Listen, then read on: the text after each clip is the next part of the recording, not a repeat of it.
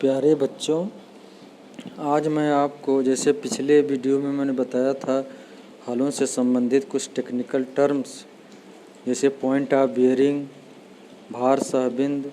यदि हम किसी हल को समतल भूमि पर रखते हैं तो पूरे हल का भार 3 बिंदुओं पर केंद्रित होता है। इस 3 बिंदु को ही भार सहबिंदु कहते हैं, जैसे point of share, wing of the share, hill of the land side.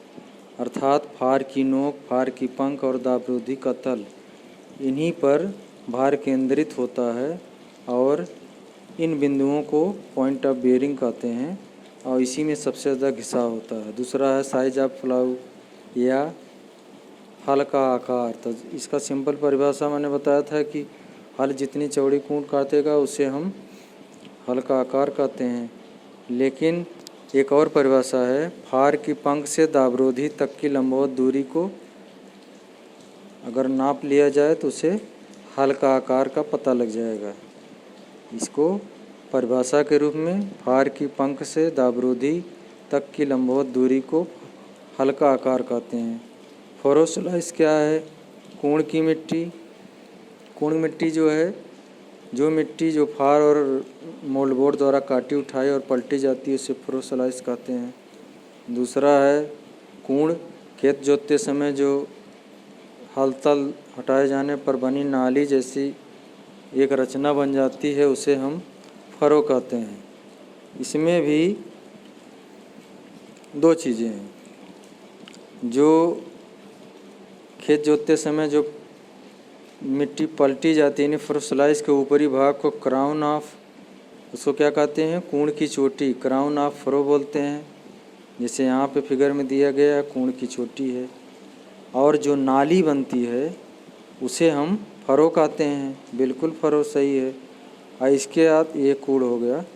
इसके बाद कूण के निचले भाग में ये कूण की तली कहते हैं, इसको सोल ऑफ द फरो बोलते हैं।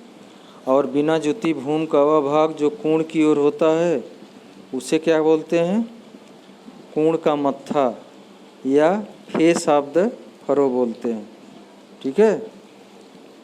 नेक्स्ट, डेड फरो या खुला कूण किसे कहते हैं?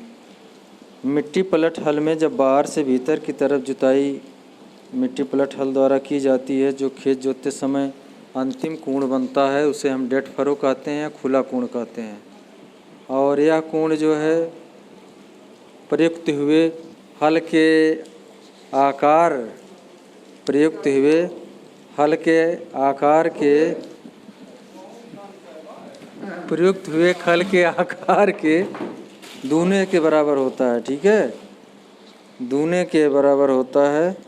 और बैक फरो क्या है? जब भीतर से बाहर की तरफ जुताई की जाती है तो जो खेत के बीच में एक मेड़ जैसी रचना बन जाती है उसे हम पृष्ठ कोण या बैक फरो कहते हैं। ठीक है, दोनों में अंतर भी पूछता कभी कभी, तो इसको आप तैयार करिएगा।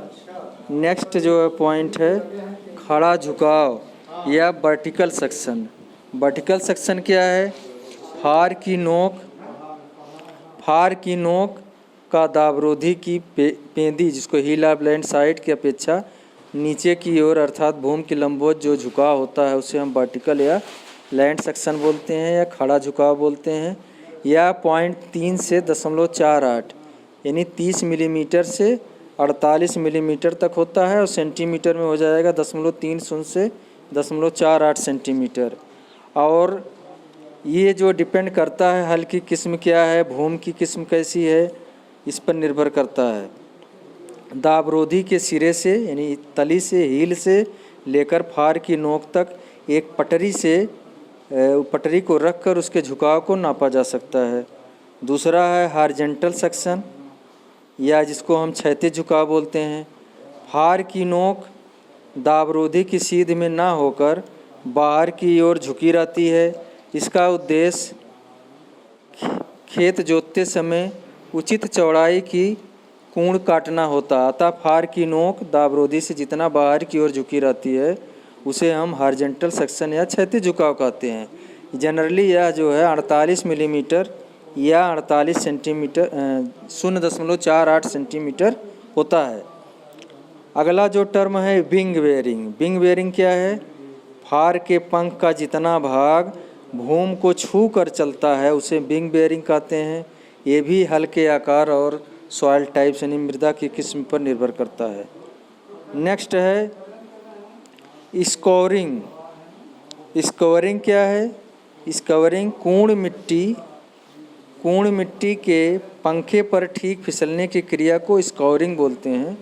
यदि कूर्ण मिट्टी पूरे पंखे पर फिसले बिना ही उलट जाए तथा दूसरा दोष भी ना हो तो हल को जो है उसमें कहेंगे प्रॉब्लम है, यानी हल को दोषी माना जाएगा।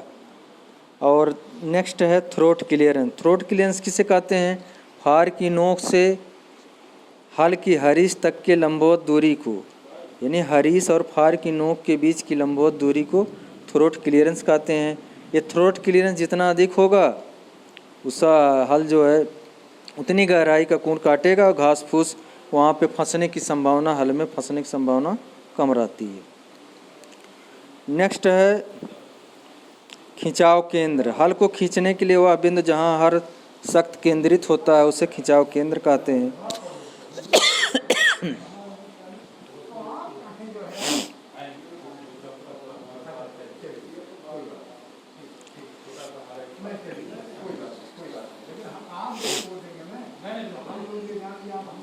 फार बिंदु या अवरोध, सेंटर ऑफ लोड या सेंटर ऑफ ड्राफ्ट रेजिस्टेंस। जिस बिंदु पर हल के ऊपर प्रभाव डालने वाली शक्तियाँ मिली रहती है उसे हम भार बिंदु या अवरोध बोलते हैं। और सेंटर ऑफ पुल या खिंचाव केंद्र क्या? हल को खींचने के लिए वह बिंदु जहाँ हर शक्ति केंद्रित होती है उसे खिंचाव केंद्र बोलते हैं। यह जो है ये जो जुआ होता है, जुआठे के बीच में होता है। और नेक्स्ट है साइड ड्राफ्ट और ऑफसेट। हल के ऊपर के एक ओर के खिंचाव को साइड ड्राफ्ट कहते हैं। यह खिंचाव रेखा सीधी ना हो तब यह पैदा हो जाता है। उस समय बैलों को हल खींचने में अधिक सख्त लगानी पड़ती है। तो ये कुछ टेक्निकल टर्म हैं, इसको आप अपनी कॉपी में लिख के इसको याद करिएगा। Thank you.